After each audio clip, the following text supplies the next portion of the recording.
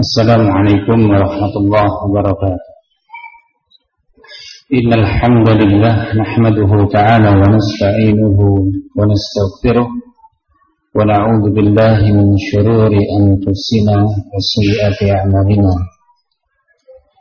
Man yahdihillahu fala mudilla lahu wa man yudlil fala hadiya lahu. Wa asyhadu an la ilaha illallah wahdahu la syarika lah wa asyhadu anna Muhammadan 'abduhu wa rasuluh. Ya ayyuhalladzina amanu taqullaha haqqa tuqatih wa la tamutunna illa wa antum muslimun.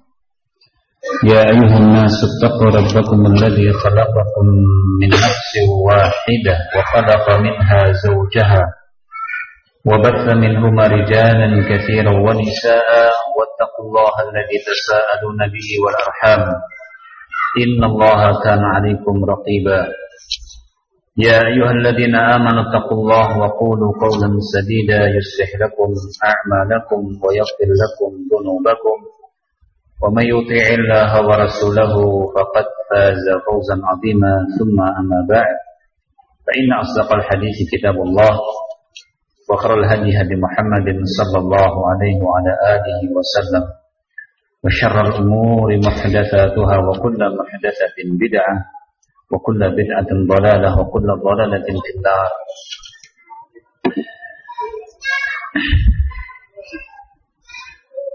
Ahibatul kiram, saudaraku kaum muslimin dan muslimah rahimani wa rahimakumullah. Melanjutkan pembahasan kita dalam bab kaidah penting yang harus difahami setiap muslim terkait dengan aqaid, prinsip-prinsip pokok-pokok yang sangat penting dalam memahami asma wa sifat. Mengingatkan kembali bahwa akidah yang lurus, yang benar, murni dan yang baik, bahwa seorang muslim hendaknya meyakini pertama tentang wujudillah, tentang adanya Allah. Wujudillah. Tidak cukup sampai di situ, tetapi meyakini pula adanya dzatullah,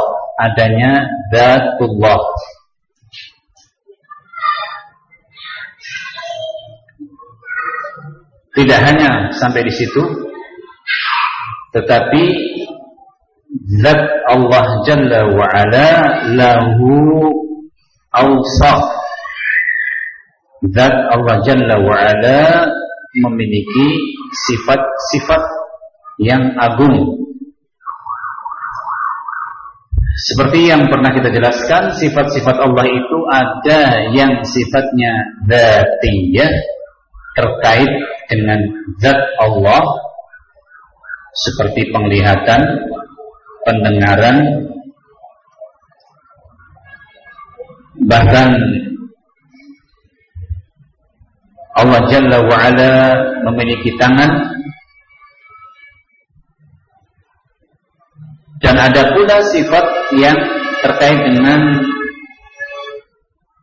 fi'luhu Jalla wa'ala, yaitu perbuatan Allah.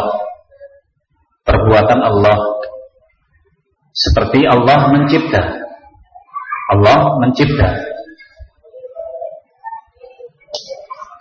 Allah turun ke langit dunia.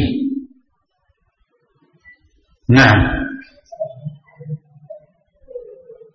Allah menghidupkan, yuhyi wa yumit, mematikan.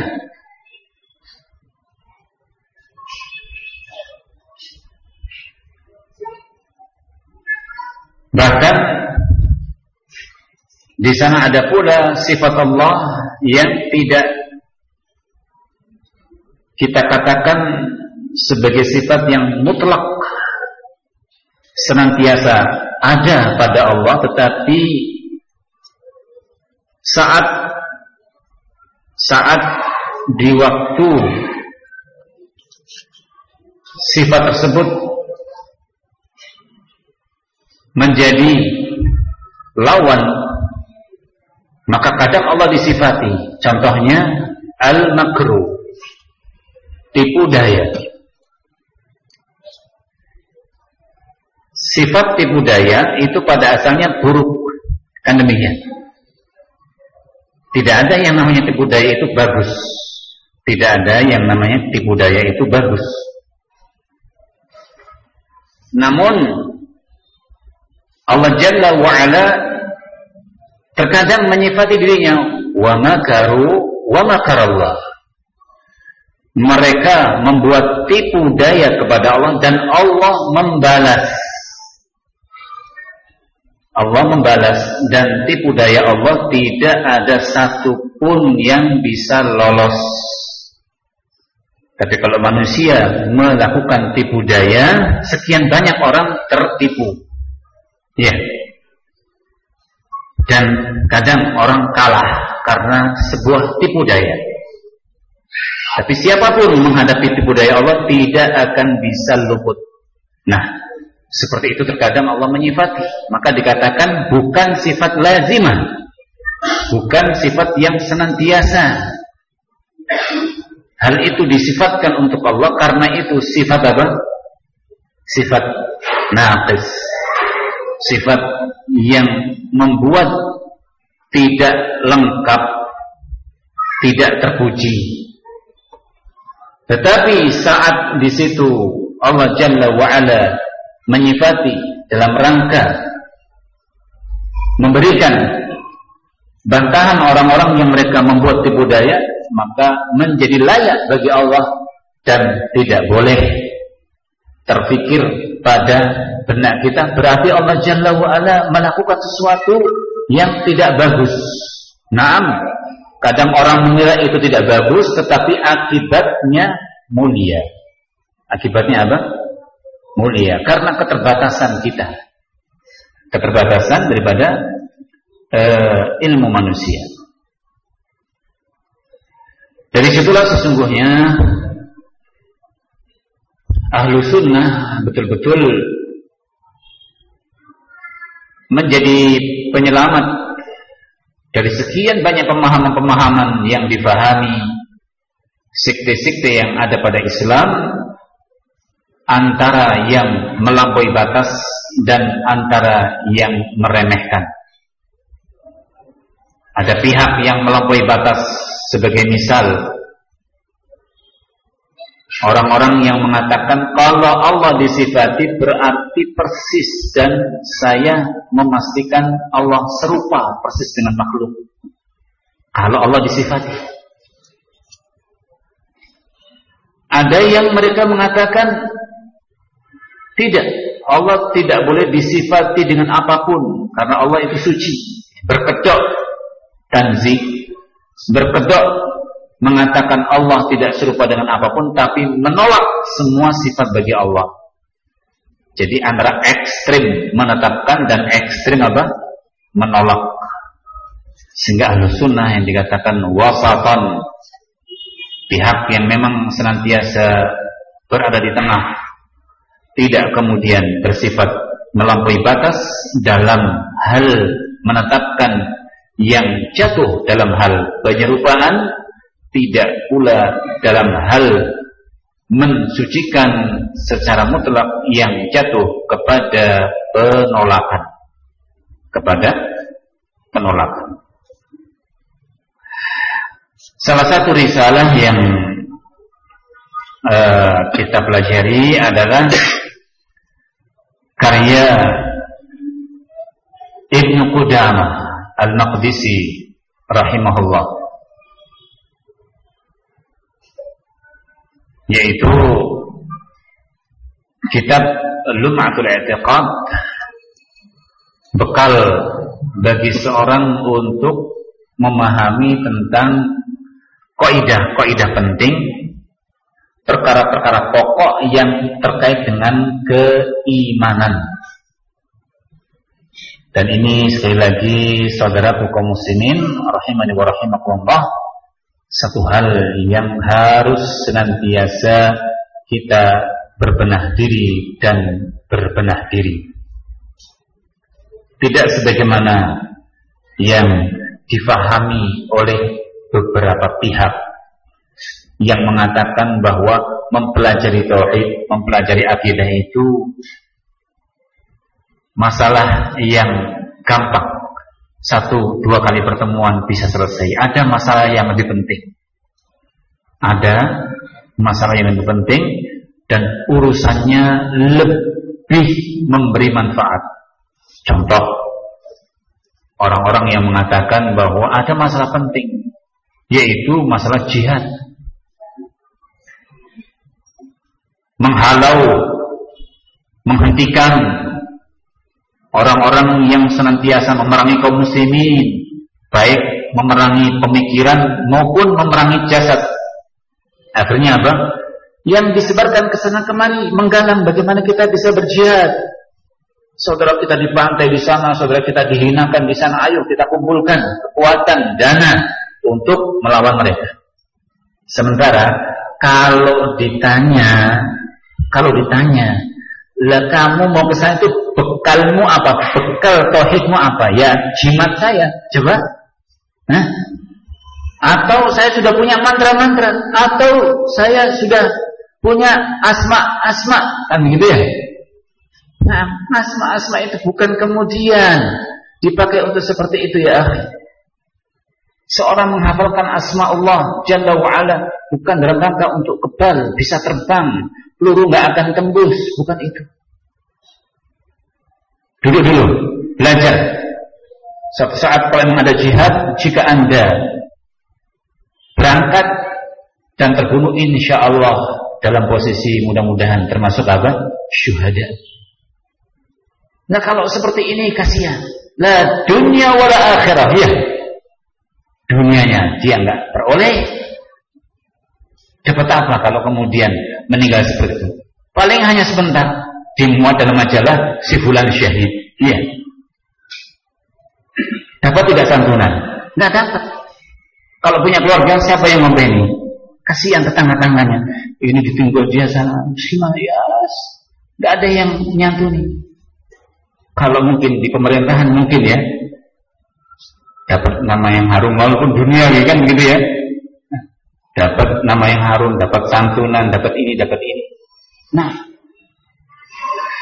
la haula wala quwata illa billah. Di akhirat khawatir kalau kemudian kita dituduh sebagai orang-orang yang pertama mungkin karena pamernya, lebih-lebih kalau akidah kita sudah rusak. Wa may yusyrik billah faqad habita 'amaluhu. Siapa yang menyekutukan Allah akan terhapus semua perbuatan baiknya, tidak akan ada fungsi. Tidak akan ada apa? Fungsi. Di hadapan Allah dihilangkan semua kebaikan-kebaikan yang ada. Pihak lain mengatakan urusan yang terpenting sekarang jangan berjihad, tetapi bagaimana kita bisa menang di pucuk pimpinan. Iya. Kalau kita semua jadi orang-orang atasan, gubernurnya, camatnya, lurahnya, presidennya, semua salafiyun, ya senang sih kita ya. Senang juga. Tapi kalau itu menjadi ambisi,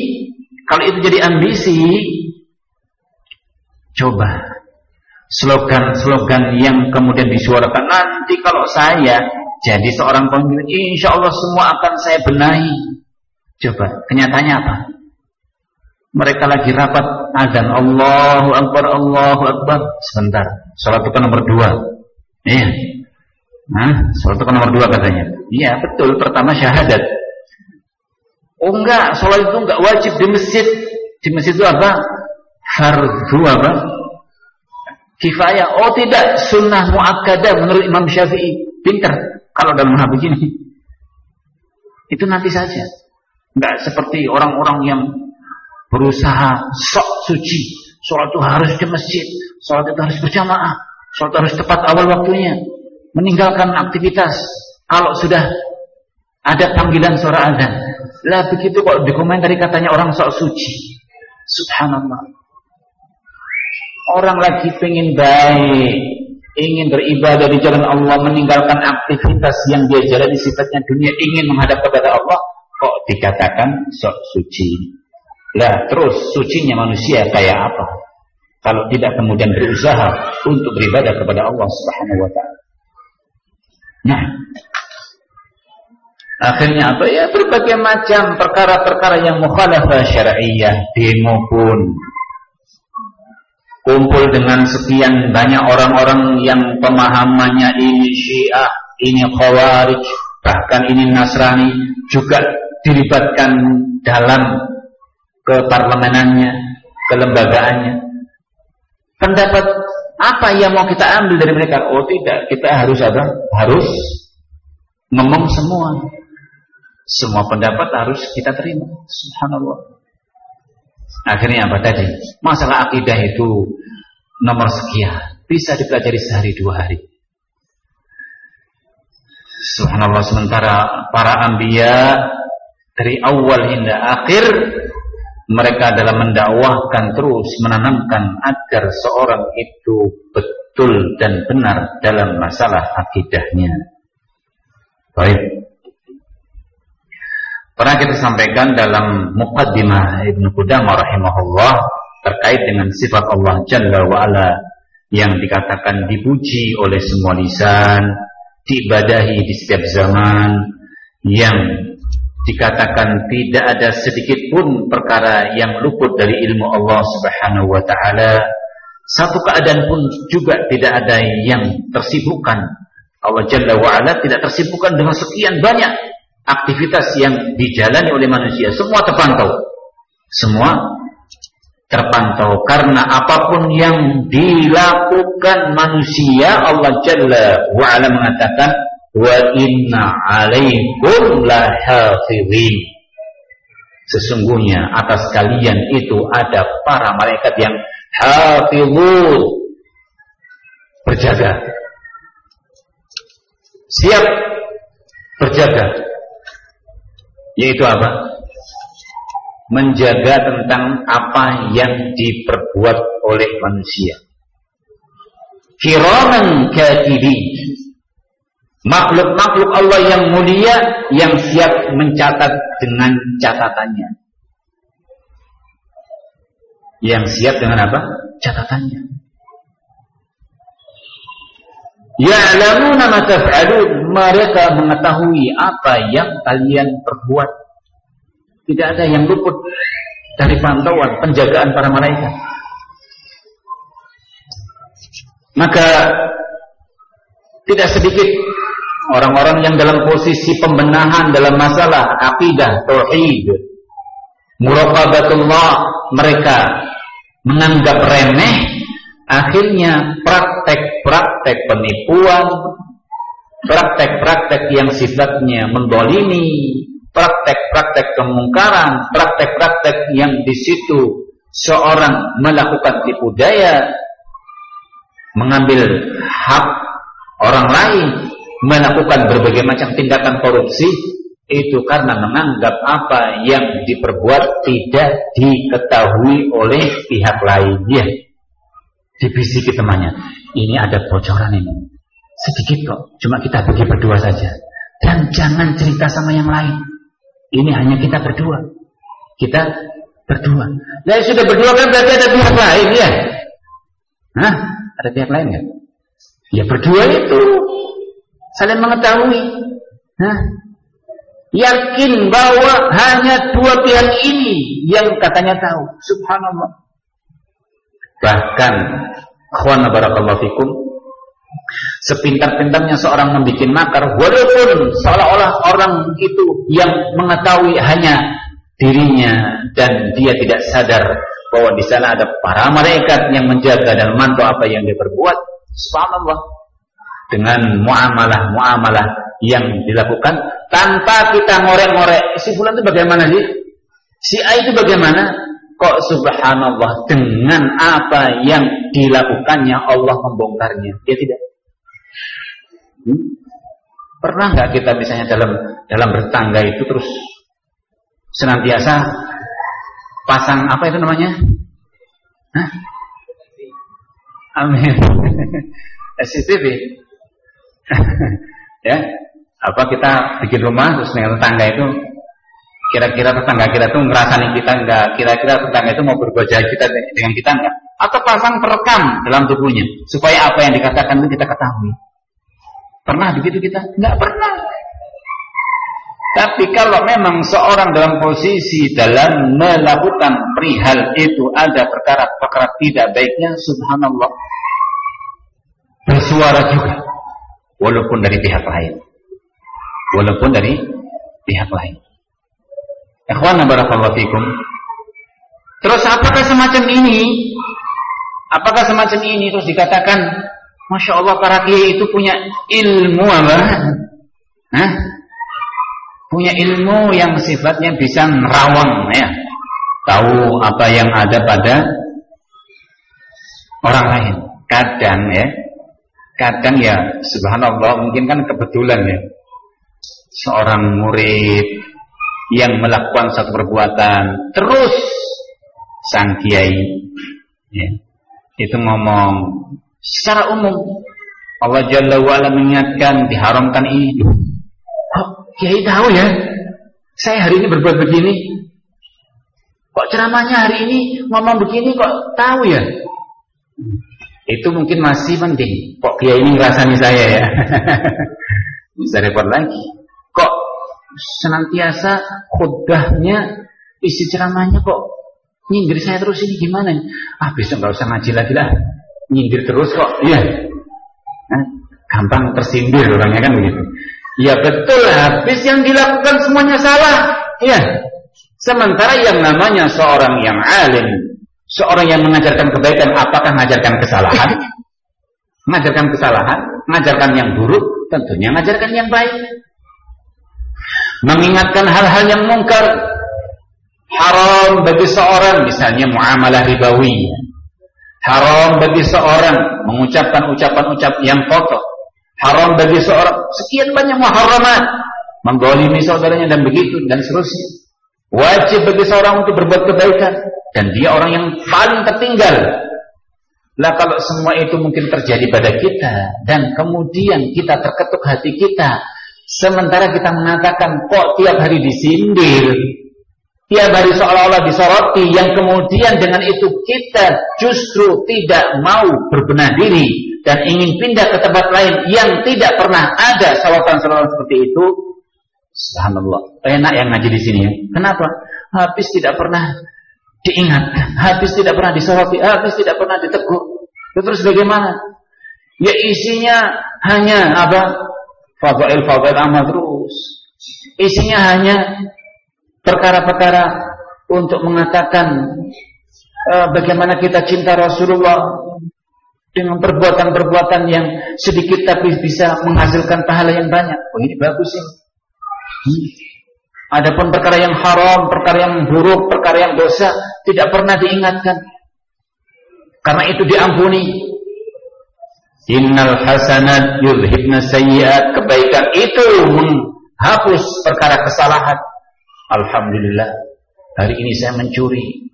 Alhamdulillah, hari ini saya menyakiti tetangga saya, tapi saya bisa sholat. Jadi mudah-mudahan dengan sholat saya semuanya dihapus. Besok diulang lagi. Betul begitu?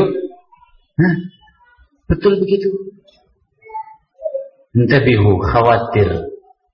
Kalau terus seperti itu menjadi ketentraman, khawatir itu menjadi pemikiran kita.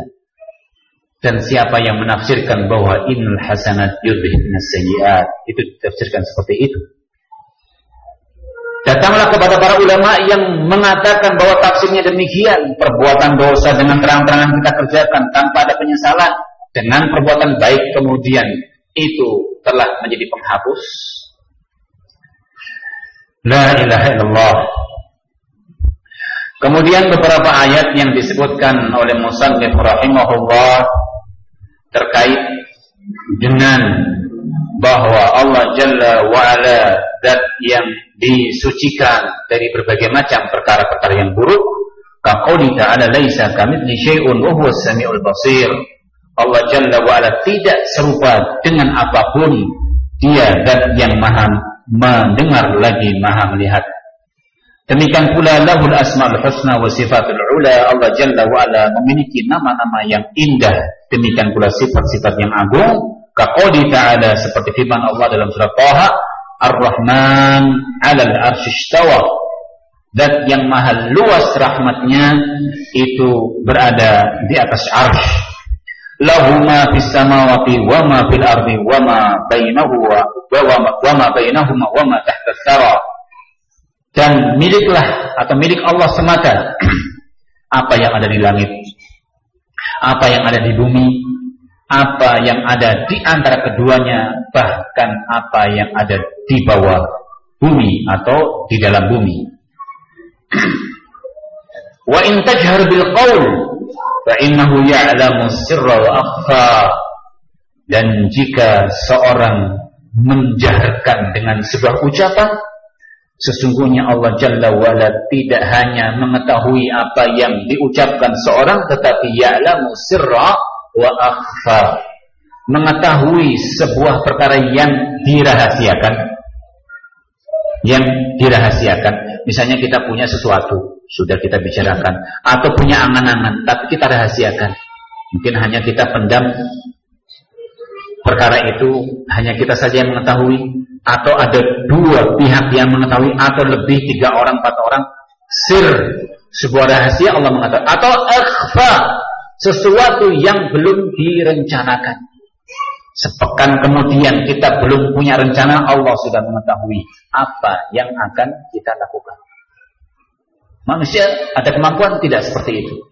Apa yang akan direncanakan belum ada satupun yang mengetahui. Terus bagaimana ada orang-orang yang mengatakan punya indera 6, nah? Punya apa? Indera yang ke-6. Nah, tentunya itu sebuah kebatilan. Karena khususiyah mengetahui perkara ghaib, perkara yang akan terjadi dan bagaimana kejadiannya, itu hanya Allah Subhanahu wa ta'ala. Dan ini dibahas oleh para ulama termasuk dalam masalah maratib, tingkatan-tingkatan memahami takdir, ialah al-ilmu, menetapkan Allah Jalla wa'ala zat yang maha mengetahui berbagai macam perkara. Berbagai macam perkara. Alima maka, Allah mengetahui apa yang telah terjadi, wa ma lam yakun, dan perkara yang belum terjadi, dan perkara yang belum terjadi. Wa ma lam yakun law kana kaifa kana, dan juga perkara yang belum terjadi, seandainya terjadi, bagaimana kejadiannya, itu juga Allah mengetahuinya. Bisa dipahami tidak? Kalau kita hitung-hitungan, ya, mohon maaf, mungkin ini bagi seorang yang akan membuat satu proyek, ya, ini saya punya proyek demikian, saya berikan bangunan ini, insya Allah tidak akan terjadi. Insya Allah tidak akan terjadi apa-apa. Kalau sampai terjadi, misalnya dia punya struktur bangunan yang konstruksinya ini, kalau sampai terjadi gempa, paling nanti ke sana atau ini atau robohnya demikian. Subhanallah, ketika terjadi semua yang dikatakan kalau terjadi akan demikian, itu semuanya apa? Berubah haluan. Dia mengatakan ke kanan tapi kejadiannya ke kiri. Ya tidak. Sebagai contoh, kasus gempa bumi yang terjadi di Jogja terkhusus, ya, tahun 2006 berarti, ya. mereka mengatakan bahwa ini struktur bangunannya berat, sehingga kalau ada gempa merobohi apa? Merobohi ya yang punya rumah, sehingga korban terlalu banyak. Akhirnya mereka membuat konstruksi yang dikatakan apa? Anti gempa. Bagaimana? Ringan. Jadi mudah-mudahan kalau ada gempa, kebelekan enggak, kerobohan itu enggak terlalu apa? Berat. Ya betul anti gempa tapi tidak anti angin. Ya namanya ringan. Diterpa angin ikut juga pindah rumahnya. Lo yang punya rumah itu bagaimana? Oh, rumahnya di bawah angin ke sana. Kalau masih di bawah air ya, sebagian saudara kita ya, kaum muslimin kan punya tempat tinggal memang di atas air. Kalau pas-pasan, kadang pindah ke sana, pindah ke sini, nggak ada kaplingan. Ya, seperti antum kalau tinggal di sini kan kaplingan. Di sana ya di atas air, kadang pindah ke sana, pindah ke sini. Nggak masalah, itu kembali lagi. Tapi ini dan kadang dengan teori seperti itu dan seterusnya berbagai macam perkara-perkara. Kalau perkara belum terjadi dan andai kata terjadi, bagaimana kejadiannya itu hanya Allah Jalla wa'ala yang mengetahuinya. Allah Jalla wa'ala yang mengetahuinya. Maka dikatakan ahata bikulli syai'in ilma. Allah Jalla wa'ala ilmunya meliputi segala-galanya. Tidak ada satupun yang luput dari pantauan ilmu Allah Subhanahu wa ta'ala. Ini satu hal yang harus kita yakini. Satu hal yang harus kita yakini. Wa qahara kulla makhluqin 'izzatan wa hukman. Atau wa hikaman. Dan Allah Jalla wa Ala qahara, di antara hal yang di situ menjadi sifatul izzah, izzatullah, keperkasaan Allah Jalla wa Ala. Allah zat yang aziz, zat yang maha perkasa. Izzatullah itu izzatul quwwah. Di antara bentuk izzah Allah, keperkasaan Allah itu dalam hal kekuatan. Allah qawi, yang dikatakan qawiyun matin, du quwwatin matin. Kekuatannya itu kokoh. Kekuatannya apa? Kokoh. Menyifati bahwasanya Allah Jalla wa'ala kekuatannya tidak tertandingi. Tidak apa? Tertandingi. Sebagian orang dalam membuat satu hal yang menjadi taruhlah musibah atau kendala atau problem, itu kan berusaha untuk merancang bagaimana kekuatan itu bisa menghalau. Iya tidak? Kekuatan itu bisa apa? Menghalau. Atau paling tidak bisa mengarahkan. Contoh yang belum lama terjadi. Pada akhir 2010 kan terjadi erupsi Merapi yang berupa lahar panas. Di sana dibuat Sabo, yaitu apa? Bendungan yang luar biasa, kokoh itu. Fungsinya untuk apa? Aliran lahar apa? Lahar panas supaya tidak meluber. Kalau tidak dialirkan, itu kan kemana saja dia lari, dia akan membakar kampung yang ada di bawahnya. Subhanallah. Di antara komentar orang-orang yang subhanallah memandangnya sebagai pahlawan, ya, Mbah Marijan gitu. Mbah Marijan kan kalau fotonya dulu dijajarkan siapa itu? Yang Kuku Bima apa satunya? Extra Jos. Kuku Bima ya. Iya, sekarang kan sudah nggak ada ya. Karena sudah nggak mempan ya. Al-Muhim, ada yang memfilsafatkan matinya sujud, tapi sujudnya kok menghadap utara, ada apa kan begitu ya. Al-Muhim, berbagai macam cerita. Di antara komentarnya katanya, yang namanya gunung kalau meletus dan luberan panasnya, lahar panasnya tadi, katanya ibarat motor itu punya knalpot. Tahu nggak knalpot? Hah? Tahu nggak? Ada nggak yang namanya knalpot itu diarahkan ke depan gitu? Katanya yang namanya knalpot itu kan punya arah.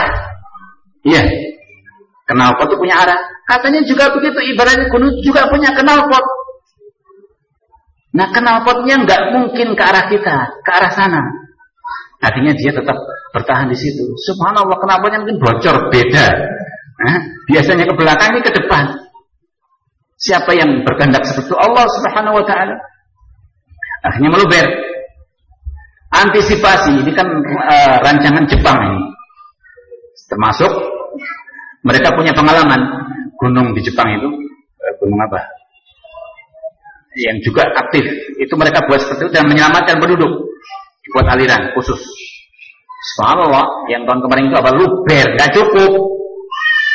Mengira luberannya hanya 2 liter, 3 liter. Ini jutaan kubik. Sampai sekarang dikeduk. Sekian banyak bangunan yang sudah berdiri dari sana itu nggak habis-habis ya. Nggak cukup. Karena tidak cukup, akhirnya apa? Menutup kampung-kampung yang ada di sebelah sekian banyak korban. Berapa ribu hektar, sekian kecamatan tertimbun, dan bukan lahar dingin, panas, yang derajatnya ketika sudah turun melebihi 10 kilo itu hampir 600 panasnya. Bagaimana ketika keluar ribuan? Wong kita aja dengan yang 60 derajat sudah kipas-kipas kok, apalagi sampai 1000 lebih. Siapa yang bisa bertahan dengan seperti itu? Ini sebuah rancangan. Kan demikian. Maka izzatullah, izzatul quwwah. Allah perkasa, kekuatannya mati, bu quwwatin mati. Zat yang memiliki kekuatan yang kokoh. Kalau berkehendak kepada satu, tidak ada satupun yang mampu menghalau. Beda dengan manusia, kadang merancang satu tapi kekuatannya terbatas. Pernah dengar tidak? Ya, mudah-mudahan kaum muslimin dari cerita ini semua sudah pernah melewati. Apalagi yang punya kebiasaan kalau hari Jumat itu membaca surat Al-Kahfi. Kisahnya siapa?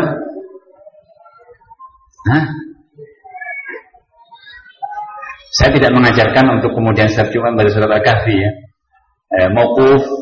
Mauquf ala Salman bahwa pada hari Jumat itu boleh membaca surat Al-Kahfi. Surat Al-Kahfi, surat nomor 18 dari Al-Quran Al-Karim, itu dibaca. Nah, bukan hanya Yasin, tapi surat Al-Kahfi. Diberitakan pada akhir-akhir surat yang ada pada surat Al-Kahfi tentang kejadian siapa? Siapa? Nggak ada yang tahu. Siapa? Siapa yang membuat dinding yang di situ bahan cornya apa?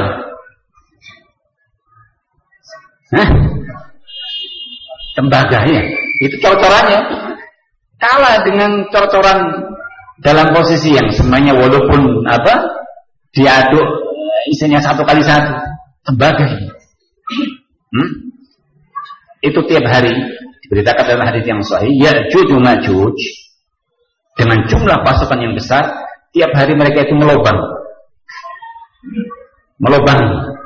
Suatu saat akan roboh dan keluar fitnah yang besar, keluarnya Ya'juj Ma'juj yang akan membuat kerusakan di muka bumi.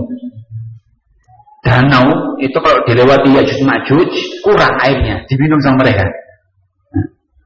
Kalau lewat kali apa di sini? Kali bawah.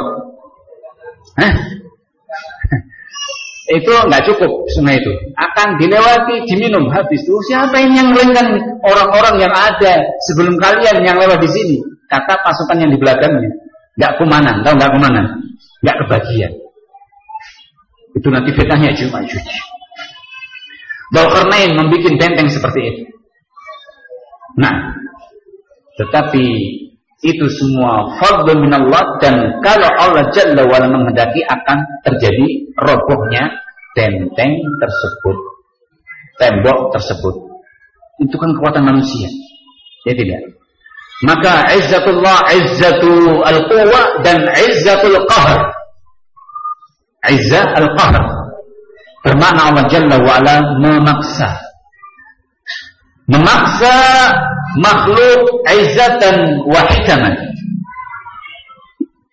Dan Allah memaksa kepada makhluk itu dengan kekuatan dan hikmah. Dengan kekuatan dan hikmah. Sehingga apabila kita membaca ayat Al-Quran seringkali Al-Azizul Hakim. Ya, coba nanti dibuka di rumah. Sekian banyak ayat, kalau ada Wallahu Aziz, itu seringnya diiringi dengan apa? Hakimun. Hakimun, maha perkasa, tapi maha hikmah, bijaksana. Kekuatannya itu dibarengi dengan hikmah. Dan hikmah seperti yang ditafsirkan, wad'u syai' fi mawdhi'i, menempatkan sesuatu pada tempatnya. Beda dengan manusia. Kalau kekuatan manusia itu ada beberapa kemungkinan. Manusia itu kadang kuat, tapi dengan kekuatannya dia ngawur. Ya tidak? Ada seorang yang kuat, tapi dia zalim. Dengan kekuatannya dia zalim. Dengan kekuatannya dia menindas. Dengan kekuatannya menjadi orang banyak yang takut kepadanya. Dengan kekuatannya dia sinis. Dengan kekuatannya dia tidak hikmah. Dengan kekuatannya salah menempatkan sesuatu. Itu kalau pada manusia. Ya. Dan sekuat-kuat manusia, kekuatannya terbatas. Kekuatannya apa? Terbatas. Nah, sekuat-kuatnya makhluk itu terbatas.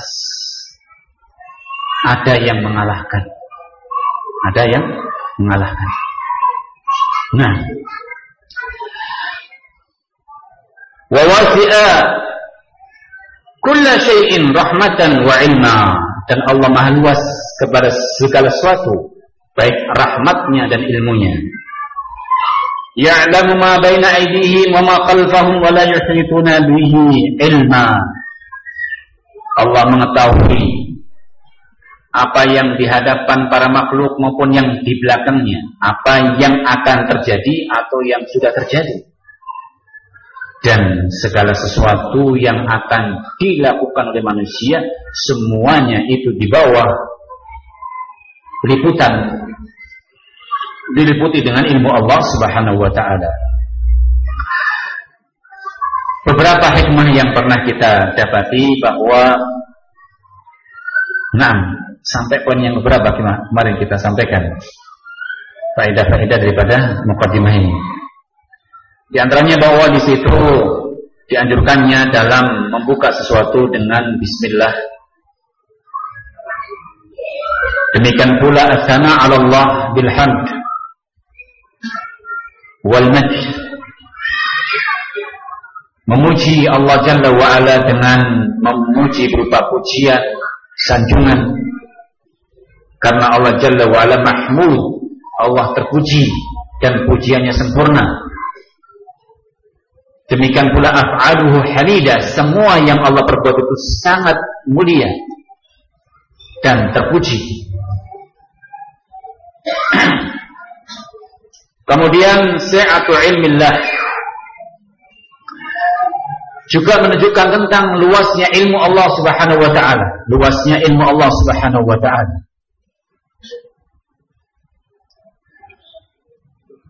Bikaunihi la yakhlu min ilmihi makanun. Tidak ada satupun tempat yang luput lolos dari ilmu Allah. Wa kamalu qudratih, kesempurnaan kemampuan Allah Subhanahu wa ta'ala. Demikian pula wa ihatatuhu haitsu la yulhihi amrun an amrin. Juga perihal segala sesuatu itu Allah Jalla wa'ala zat yang mampu semuanya. Allah Jalla wa'ala mampu mengitari, memantau, dan tidak ada satupun yang terlupakan. Satu perkara pun tidak ada yang terlupakan. Nah, juga izamatuhu wa kibriya'u, keagungan Allah, kebesaran Allah Subhanahu wa ta'ala, wa tarafu'uhu an kulli syabihin wa niddin. Allah Jalla wa ala disucikan, ditinggikan, dimuliakan dari berbagai macam penyerupaan dan tandingan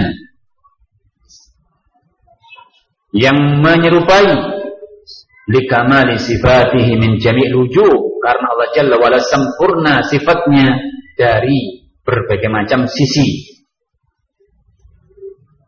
Juga tanazzuhuhu wa tuqaddisuhu an kulli zawjatin wa waladin wa dzalika likamali ghina. Allah Jalla wa ala disucikan, dimuliakan dari perkara Allah Jalla wa ala beristri. Allah Jalla wa ala disucikan dari perkara beristri. Allah Jalla wa ala disucikan dari perkara beranak. Na'am, lam yalid wa lam yulad. Allah tidak beranak dan tidak diperanakan. Hal itu karena kesempurnaan Allah, yaitu tidak memerlukan dan tidak membutuhkan kepada siapapun. Juga perkara berikutnya, tamamu iradatihi wa sultanih. Allah Jalla wa ala sempurna kehendaknya, sempurna kekuasaannya,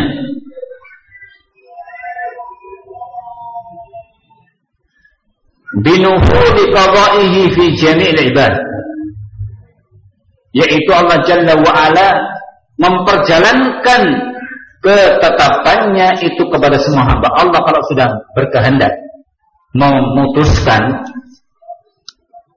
kalau Allah memutuskan satu keputusan kepada hambanya, mentakdirkan kepada hambanya suatu perkara, itu akan terjadi dan tidak satupun yang bisa mengelak.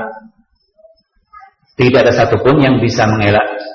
Fala yamna'uhu quwwatu malakin wala kasrati adadin wa mal, dan tidak ada satupun yang mampu menghalau, menentang, menolak kekuasaan siapapun, jumlah sekian jumlah manusia, sekian jumlah makhluk, atau dengan harta yang mereka mampu untuk menghalangi dan menolak kehendak Allah Subhanahu wa ta'ala.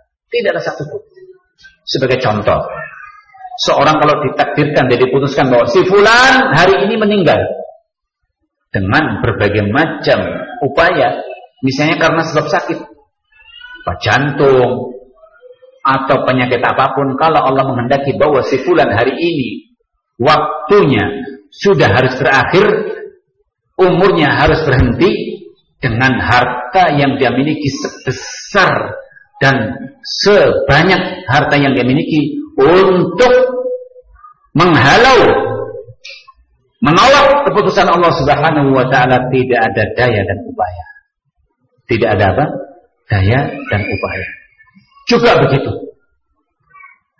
kekuatan semua makhluk dikumpulkan untuk menghalau, menolak ketetapan Allah Jalla wa'ala, juga tidak akan bisa mereka lakukan.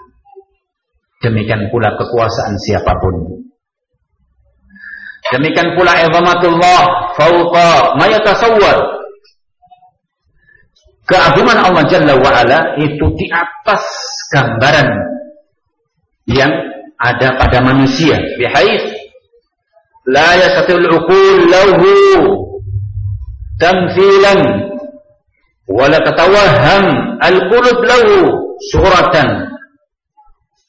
Ditinjau, tidak ada kemampuan akal manusia untuk mengkiaskan tentang keagungan dan kebesaran Allah. Makanya akal manusia itu terbatas untuk menjangkau tentang keagungan dan kebesaran Allah dari berbagai macam sifat-sifatnya. Karena manusia juga tidak dibebani, tidak diwajibkan tidak diharuskan untuk menjangkau tentang keagungan dan kebesaran Allah secara sempurna. Yang ada Allah perintahkan dengan melihat berbagai macam tanda-tanda kekuasaan Allah, yakinilah, tumbuhkanlah dalam diri setiap orang untuk mengagungkan Allah Subhanahu wa ta'ala. Kan demikian. Tapi kalau akal manusia dipaksa untuk menggapai, menjangkau tentang hakikat sejauh mana kebesaran Allah Subhanahu wa ta'ala dan keagungannya, tidak akan tergambar, tidak menjangkau, nggak kesampaian. Kan demikian. Tapi kalau ada alat, sekuat-kuat alat, misalnya untuk menaikkan benda, mengangkat benda, manusia masih bisa mengukur ini kekuatannya sekian toh, dihitung demikian. Kok bisa ya? Kabelnya hanya kecil. Saya punya kabel besar begini, tapi dipakai untuk ngangkat ini kok putus. Ini hanya satu helai saja. Kok kuat sekali ya? Betul, dia hitung kekuatannya, jenis atau bahannya, terus kemudian perangkatnya, kemudian teknis penggunaannya bagaimana. Kan begitu ya. Tali itu kadang-kadang sama-sama tali, tapi kalau cara pemakaiannya, misalnya untuk menarik atau mengangkat, salah dalam menempatkan. Yang satu kuat, yang satu tidak kuat. Kan begitu ya. Kan demikian. Silakan mungkin nanti bagi yang memiliki berbagai macam pengetahuan dalam pertukangan, dalam hal bangunan. Kadang kayu yang kecil, sama-sama kecil, tapi yang ini dipakai untuk menopang, yang ini dipakai untuk beban, misalnya lurus, kemudian dimuati ke sana ya. Betul, yang satu kuat, yang satu tidak. Nah, itu masih tergambarkan, terjangkau. Tapi tentang kekuatan Allah, keagungan Allah, kebesaran Allah, itu tidak tergambarkan oleh akal manusia. Dan juga tidak ada satupun dalam qalbu manusia yang bisa membayangkan bentuknya bagaimana, wujudnya bagaimana. Nah, li'anna Allah Subhanahu wa ta'ala laisa kamitslihi syai'un wa huwas samiul basir. Yang demikian itu sebabnya karena Allah Jalla wa Ala zat yang tidak serupa dengan dengan apapun. Allah tidak serupa dengan apapun, namun Allah Jalla wa Ala zat yang menyatakan dirinya as-sami' al-basir, zat yang maha mendengar lagi maha melihat. Juga ikhtisasullah bil asma'ul husna wa sifatul ula, pengkhususan bagi Allah Jalla wa Ala, nama-nama yang indah, sifat-sifat yang agung. Nama-nama yang indah itu hanya milik Allah. Manusia kadang sama namanya. Kadang manusia itu dinamai dengan nama yang sama. Kan ada seorang kadang dinamai dengan nama-nama yang seolah hampir-hampir dengan apa yang dinisbahkan nama itu kepada Allah. Al-Khaliq. Al-Khaliq. Kadang orang juga dinamai, dia juga pencipta. Tukang, misalnya pengrajin kursi, menciptakan dari potongan-potongan kayu jadi kursi. Orang kadang kaget, kok bisa yang buat kursi seperti ini? Kagum dengan karyanya, almarinya, pintu dan sebagainya, kok kagum? Itu semua hanya terbatas karena apa yang dilakukan manusia hanya merubah dari bahan mentah menjadi bahan jadi. Dirubah bentuknya. Kalau Allah Jalla wa Ala mencipta dari sesuatu yang belum ada menjadi ada dan belum pernah ada contohnya. Kalau manusia itu kadang niru ya, apalagi orang Indonesia pinter niru. Sampai yang namanya belajar, terus ujian, pengennya berhasil yang bagus, juga pengennya niru. Iya. Jadi jawab soal karena supaya temannya yang ini pinter, saya juga diakui pinter, kan niru jawabannya, nyontek ya. Gimana sih jawabannya satu ini? Saya nggak bisa. Pengen niru. Gampang sekali. Dalam rumah tangga, ya. Dalam rumah tangga, ya namanya rumah. Kadang satu dengan yang lain, ada yang luas, ada yang sempit, ada yang kadang layak. dimasuki barang-barang begini. Yang satu Masya Allah rumahnya seandainya mencukupkan dengan apa yang ada sudah, Masya Allah saling berkunjung ya. Hati-hati ini para ummahat atau wanita-wanita kaum muslimat. Kadang pengennya ayo ke tetangga yuk lihat ke sebelah, Masya Allah ada kulkas berpintu 4. Nah lihat kulkas berpintu 4. Saya juga belum pernah lihat ya. Yang ada kadang 2 atau 1 besar gitu ya, atau pintu 2. Melihat ada mesin cuci, ada mesin jahit, semua serba mesin. Pulang ngeluh kepada suaminya, tetangga itu enak, anaknya sedikit tapi semua lengkap, tinggal pencet kerja. Enggak kayak kita, anak banyak semuanya bukan serba mesin, serba tangan. Kamu jadikan saya apa ini? Jadi kuli ya Pak?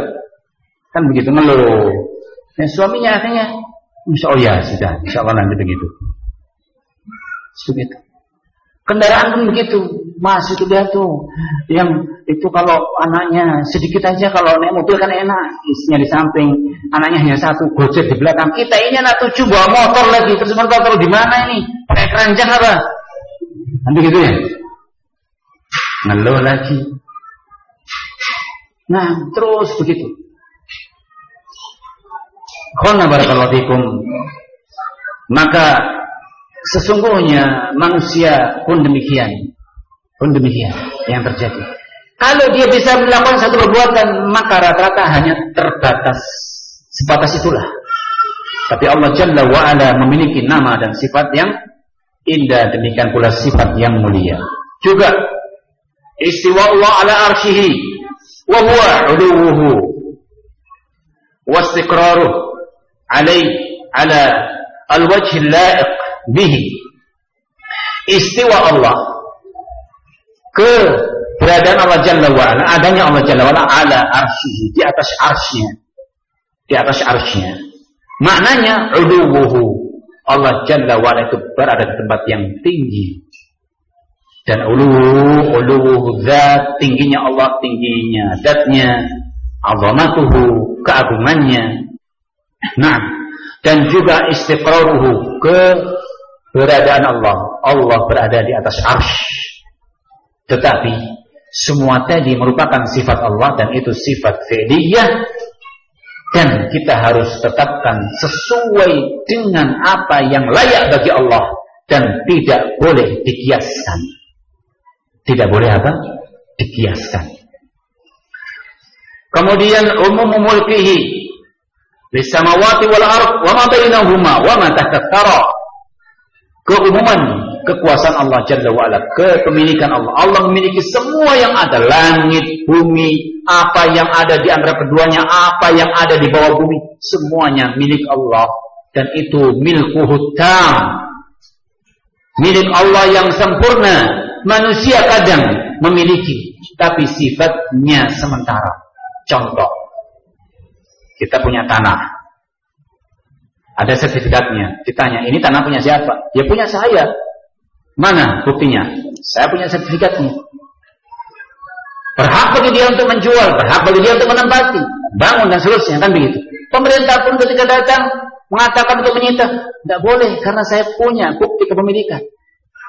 Kapan itu? Sementara kan begitu ya? Sementara tidak? Sementara. Kadang itu bisa beralih, dan dalam kondisi kita tidak punya kekuasaan sampai mutlak, misalnya dibeli, kan sudah pindah tangan, atau dipaksa, ya sudah mungkin dibunuh oleh anaknya sendiri. Kadang orang tua begitu, anaknya nggak baik dibunuhlah orang tua untuk mendapatkan tanahnya. Atau kadang yang pinjam, afwan saya pinjam tanahnya dulu ya, saya bangun. Oh iya, berapa tahun? Ya 5 tahun lah. Untuk buka usaha di situ. Datang pemiliknya, afwan ya akhi, afwan saudaraku, ini tanah kan dulu ada perjanjian 5 tahun di sini untuk dipakai. Iya, tapi sekarang kan saya sudah bangun begini, nggak mungkin saya pindah. Diusir yang punya. Diusir apa? Yang punya. Jadi yang punya siapa? Ya saya katanya, saya sudah bangun di sini. Berubahlah. Kadang begitu. Manusia tidak punya kekuasaan yang mutlak. Baik. Juga qala sa'atu ilmihi wa quwwatu qahrih. Keluasan ilmu Allah Jalla wa Ala dan kekuatan Allah Jalla wa'ala memaksa kepada makhluknya, wa hikamihi, dan juga hikmah Allah Subhanahu wa ta'ala. Qala wa ana khalqa la yuhituna bihi ilman. Dan namanya makhluk itu tidak bisa menjangkau ilmu Allah Subhanahu wa ta'ala. Yang namanya makhluk tidak ada satupun yang mampu menjangkau ilmu Allah. Apa sebabnya? Liqusuri idraqihim, karena pendeknya kemampuan untuk menggapai apa yang ada pada Allah itu perkara yang tidak mungkin. Terjadi qusur, tidak sempurna. Manusia kemampuannya itu terbatas, keterbatasan dalam menjangkau ilmu Allah. Amma yastahiqur Rabb al-azim min sifatil kamal wal azamah, dari apa-apa yang menjadi hak bagi Allah, perkara yang menjadi sifat Allah Jalla wa'ala, perkara yang menjadi keagungan Allah berupa kesempurnaan dan keagungan. Tidak ada satupun makhluk yang mampu menjangkau tentang keagungan dan kesempurnaan sifat Allah Subhanahu wa ta'ala. Itu faedah-faedah yang dimuat dalam muqaddimah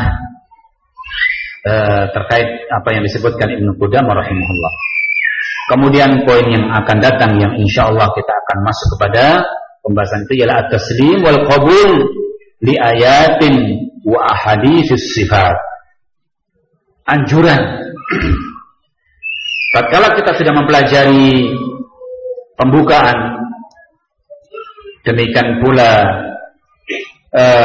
sebagai bentuk membuka wacana terkait dengan asma sifat, maka sikap berikut yang harus dijalani seorang muslim ialah at-taslim, tunduk, wal qabul, tunduk dan menerima, li ayatin wa ahadits, atau li ayati wa ahadits sifat. Harus tunduk, harus menerima berita yang datangnya dari ayat-ayat Allah maupun hadis-hadis Rasulullah sallallahu alaihi wasallam kalau memberitakan terkait dengan apa? Sifat Allah, dan tidak ada peluang bagi siapapun untuk menolak. Tidak ada peluang bagi siapapun untuk menolak. Yang ada ialah tunduk dan menerima. Tunduk dan menerima. Jangan sampai seperti Asy'ariyah. Mereka punya paham kalau sifat Allah Jalla wa'ala itu dicerna dengan akal, dan akal bisa mengimbangi, itu yang kita tetapkan. Kalau tidak bisa, maka itu kita tolak. Itu kita tolak. Benar tidak seperti itu? Itu merupakan kesalahan yang fatal. Karena kita punya kaidah, di antara hal yang harus kita imani bahwa wala yuhituna bihi ilma. Manusia tidak bisa menjangkau ilmu Allah. Kenapa? Ketidakmampuan manusia dalam hal itu. Bagaimana kita paksakan untuk bisa mengatakan bahwa Allah Jalla wa'ala itu sifatnya akan ditetapkan kalau apa? Kalau akal itu bisa mencermati. Sebagai contoh, kata mereka di antara sifat yang harus dipertimbangkan, sifat marah. Ya, mereka mengatakan menolak sifat marah. Allah tidak boleh dikatakan marah. Sementara berita yang menyebutkan dalam hadis yang sahih, Allah Jalla wa'ala disifati dengan sifat al-ghadab. Demikian pula dalam Al-Quran, Allah juga menyifati dirinya dengan sifat apa? Marah. Kata mereka, yang namanya marah itu kalau dikiaskan yang ada pada makhluk, namanya marah itu kan sifat apa? Sifat tidak mampu seorang mengendalikan diri. Walayani dam, adanya darah yang bergemuruh dalam jantung seorang, kan begitu. Yang mengaplikasikan kepada apa? Tidak mampu mengendalikan diri. Dengan tamparan, dengan tendangan, dengan ucapan yang tidak apa?